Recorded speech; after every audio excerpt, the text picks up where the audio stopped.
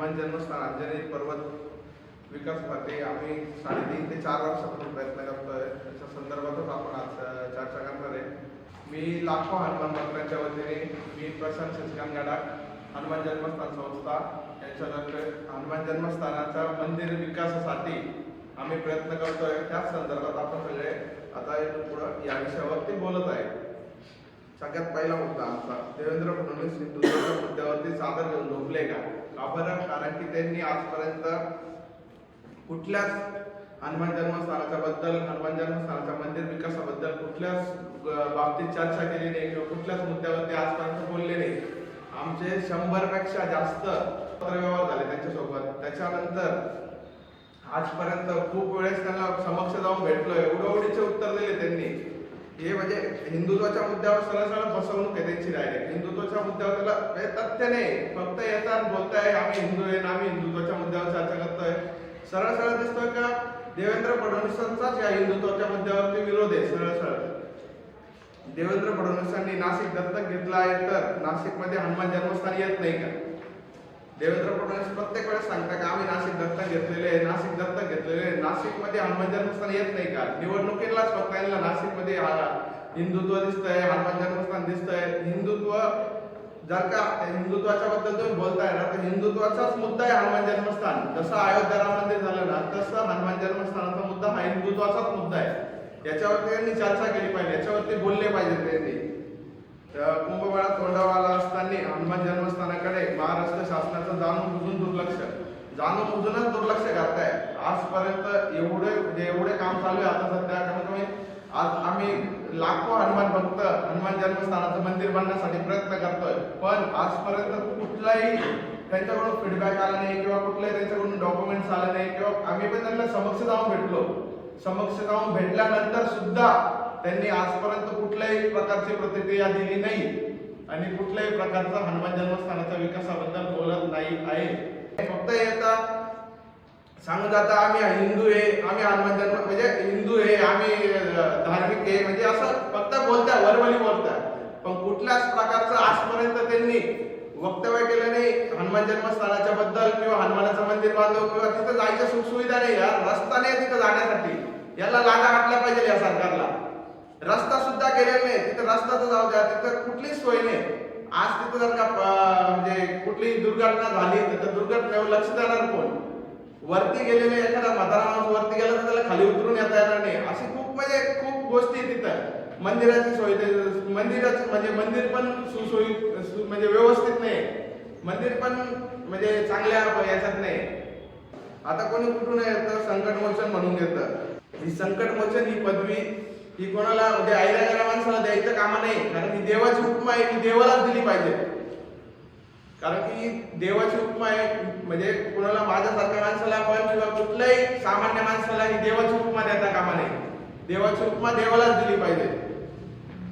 संकटमोचन ही उपमा आईला माणसाला देता कामा नये, याला लाखो हनुमान भक्तांचा विरोध आहे. या पत्रकार परिषदेच्या माध्यमातून हनुमान जन्मस्थानाच्या आव्हान करतो की लाखो हनुमान भक्त, जर का हे सरकार काम करणार नसेल तर लाखो हनुमान भक्त एकत्र येऊन आपण सगळे हे काम करू. कारण की सरकारने म्हणजे लक्ष देणं बंद करून टाकलेलं आहे. फक्त येणार इलेक्शनच्या टाइमला आम्ही हिंदू आहे, हिंदुत्वाच्या मुद्द्यावरती चर्चा करणार, पण कुठलंच म्हणजे हिंदुत्वाच्या याच्यावर कुठलंच कामच केलेलं नाही आजपर्यंत. आणि हिंदुत्वाचा जर का रामाचा मुद्दा जर का हिंदुत्वाचा, हनुमानाचा मुद्दा हिंदुत्वाचा नाहीये का? सरळ लोकांची फसवणूक केली आहे. America, Canada, Trinidad, Tobago, Unani, Australia, Malaysia, Sri Lanka, Nepal, Pakistan सारख्या देशामध्ये सुद्धा हनुमानाचे मंदिर बनलेले मोठे. हनुमानाच्या मंदिराचं पाकिस्तानने तर नॅशनल हेरिटेज साईट म्हणून हनुमानाच्या मंदिराला घोषणा केलेली. अमेरिकेमध्ये 3 100 फुटाचे म्हणजे मोठे पुतळे हनुमानाचे उभे झालेले. खूप मोठे मंदिरे बनलेले बाहेरच्या देशांमध्ये. आपल्या सरकारला लाज वाटली पाहिजे की हनुमान जन्मस्थानाच्या मंदिर बांधण्यासाठी जागा द्यायला सुद्धा तयार नाही. या नालायक सरकारला लाज वाटली पाहिजे डायरेक्ट. मी सर्व भक्तांच्या वतीने हनुमंतरायाकडे प्रार्थना करतो की मुख्यमंत्र्यांना सद्बुद्धी देवो व त्यांच्याकडून हे विकास कार्य करून घेऊ. ही हनुमंतरायाच्या चरणी प्रार्थना करतो. कारण समक्ष भेटून सुद्धा उडवडीचे उत्तर आहे, पत्रव्यवहार करून सुद्धा उडवडीचे उत्तर आहे. महाराष्ट्र सरकार लक्षच देत नाही हिंदुत्वाच्या मुद्द्यावर, फक्त निवडणुकीपुरतच बोलतंय का नाही आम्ही हिंदू आहे, आम्ही हिंदुत्वाच्या मुद्द्यावर बोलणार आहे किंवा आम्ही हिंदुत्वाच्या मुद्द्यावर काम करतोय, पण कुठल्याच प्रकारचं काम करत नाही. माझे सगळ्या पत्रकार बंधू भगिनींना हात जोडून विनंती आहे की हनुमान जन्मस्थानाच्या कार्यात तुमच्याकडून सहकार्य पाहिजे. मला हा आवाज तिथपर्यंत पोहोचला पाहिजे, त्यासाठीच आम्ही पत्रकार परिषद देतो. बाकी आमचा कुठलाच मुद्दा नाही. तुमची मुख्य जी मागणी आहे ती काय ते सांगा. हनुमान मंदिर महाराष्ट्र शासनाने हनुमान मंदिर बनण्यासाठी लक्ष घातलं पाहिजे. लक्ष घातलं म्हणजे काय करायचं स्पेसिफिक सांगा. काय जागा हवी, जागा मंदिरासाठी सगळ्यात महत्त्वाचा मुद्दा. देवेंद्र फडणवीसांना आम्ही कमीत कमी 100 पत्र पाठवलेले, त्यांच्याकडे माझ्याकडे त्यांच्यात ई नंबर पडलेले. मागच्याच वेळेस तुम्हाला सगळ्यांना दाखवलं मी, त्या सगळ्या पत्रांचा माझ्या फॉलोअप आहे. त्याच्यानंतर देवेंद्र फडणवीसांना समक्ष जाऊन पण भेटलेले, उडवडीचे उत्तर देतात ते. महाराष्ट्राच्या मुख्यमंत्र्यांनी असे उडवडीचे उत्तर दिले पाहिजे का हिंदुत्वाच्या मुद्द्यावर. सध्याचं जे मंदिर आहे ती जागा फॉरेस्टच्या ताब्यात येते, ते कोणाच्याच ताब्यात नाही, वन विभागाच्या ताब्यात येते. वन विभागाच्या ताब्यात आहे. ऑलरेडी ही फॉरेस्टची प्रोसेस आहे. जस्ट मी तुम्हाला सांगतो, फॉरेस्टकडे आम्ही ऑलरेडी प्रस्ताव दिलेला आहे, पूर्ण प्रस्ताव आहे फॉरेस्टकडे.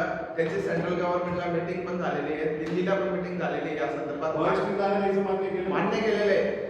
फॉरेस्टकडे रेकॉर्डिंग पण आहे आमच्यावाला. त्यांनी ऑलरेडी जे फॉरेस्ट डिपार्टमेंट आहे त्याच्याकडे मीटिंगा नागपूरला होत असतात सेंट्रल गव्हर्नमेंटच्या, त्या नागपूरला मीटिंगा पण झालेल्या आहेत. फॉरेस्टने आम्हाला जागा देण्यासाठी पण परमिशन दिलेली, पण काही परमिशन महाराष्ट्र गव्हर्नमेंटकडे अडकलेले आहे.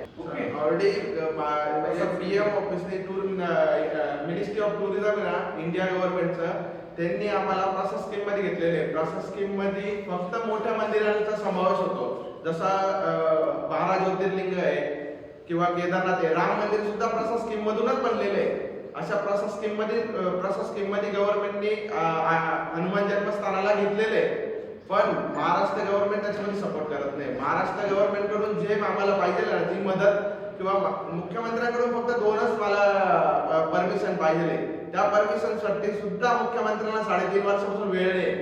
अंजनेरीचे जे वन हक्क दावा आहे FRA कायदा, त्याचीच मला त्यांच्याकडून परमिशन पाहिजे. त्यांनी कलेक्टरला आदेश काढावा आणि त्याच्यानुसार मला परमिशन भेटणार आहे. पण मुख्यमंत्र्यांना येण्यासाठी वेळ नाहीये आणि त्याच्यावरती कलेक्टरांसोबत बोलण्यासाठी सुद्धा वेळ नाही. वन विभागाकडनं सुद्धा ही पूर्ण फाईलच त्यांना दिलेली आणि ऑलरेडी परवेश पोर्टलला 3 वेळेस जागा मागणीसाठी प्रस्ताव दाखल केलेले आहे. आणि तिन्ही वेळेस मीटिंग झाल्यानंतर वन विभागाने सांगितलं की तुम्हाला 1.82 लिहून घ्या तुम्ही लागल्यास तर 1.82 हेक्टर जागा द्यायला आम्ही रेडी. आणि हे मुद्दे सांगा. फक्त मंदिरासाठी 1.82 हेक्टर जागा मंदिरासाठी द्यायला रेडी. ती त्यांनी तुम्हाला परमिशन दिली आहे. त्या ज्या मूळ मंदिराचं जिथे आहे त्याच्यात आसपासची आणि ते मंदिर आहे तेवढी सगळी का? तेवढी सगळी मंदिर आहे ना, मंदिराच्या आजूबाजूची तेवढी जागा 1.82 हेक्टर, टोटल 4.5 एकर जागा द्यायला रेडी आहे. बरं, मंदिरात किती जागेवरती आहे? मंदिर आता ऑलमोस्ट 10 बाय 10च्या जागेवरती. बरं, म्हणजे अत्यंत छोट्या जागेवरती आहे. घुसायला पण जागा आहे. जे आपण वरचं मंदिर तेच म्हणतात, वरचं मंदिर डायरेक्ट टॉपचं मंदिर, गडाच्या वरचं जे मंदिर आहे त्या संदर्भात तुम्ही डायरेक्ट वरचं एकदम टॉपचं मंदिर. आणि मग तिथे तुम्हाला हे 1.82 हेक्टर जागा द्यायला त्यांनी तयारी झाली. 1.82 हेक्टर महाराष्ट्रातलं सोडून द्या, नाशिक मधल्या सगळ्या साधू संतांना भेटलेलो आहे. सगळ्या साधू संतांना माझे नाव पण माहिती. मी त्यांना भेटून चर्चा केली की आपण सगळे एकत्र येऊन हनुमान जन्मस्थानाच्या विकासासाठी कार्य करू. त्यांचं म्हणणं आहे आम्हाला आमचंच काम उरकत नाही, तू त्या कामात लक्ष घाल, तुम्ही यंग लोक आहे, तुम्ही सगळे त्या कामात लक्ष घाला, ते काम पुढे नाही, आम्ही सगळे तुमच्या बरोबर आहे. फक्त बरोबर म्हणून फायदा नाही, सोबत उभं राहणं किंवा चर्चा करणं याच्यासाठी सगळ्या लोकांनी यायला पाहिजे ना. यायला कोणीच तयार नाही साहेब. 1.82 हेक्टर जागा द्यायला तयार आहे, पण तसं शासनाकडनं कुठली परमिशन मिळालेली नाही. महाराष्ट्र शासनाकडून दुर्लक्ष आहे. नाही, दुर्लक्ष म्हणजे ते परत सांगा कुठली परमिशन? FRAची फक्त वन हक्क कायद्याचीच परमिशन बाकी. त्याच्यासाठी आम्हाला मुख्यमंत्र्यांची गरज आहे, पण मुख्यमंत्र्यांना त्याविषयी चर्चा करायलाच वेळ नाही. ठीक. गावातल्या लोकांना तर काही विरोध नाही, कारण गावातल्या मी सगळ्यांना डायरेक्ट गावात जाऊन ग्रामसभेमध्ये मी सगळ्यांना सांगितलं होतं की आपण सगळे मिळून एकत्र काम करू. आणि ग्रामपंचायतीला मी सांगितलं पण 4 लोक मला कोणी पण द्या, 4 लोकांना मी संस्थेत सुद्धा घेतो, आपण सगळे मिळून हे काम पुढे नेऊ. पण गावातले ते 4 लोक अजून डिसाईड झालेले नाही, कोणते 4 लोक येतील किंवा काय झालं ते त्यांच्यात चालू आहे. इंटरव्ह्यू काय जागा असतं म्हणून गावकऱ्यांना सुद्धा तिथे जाण्यास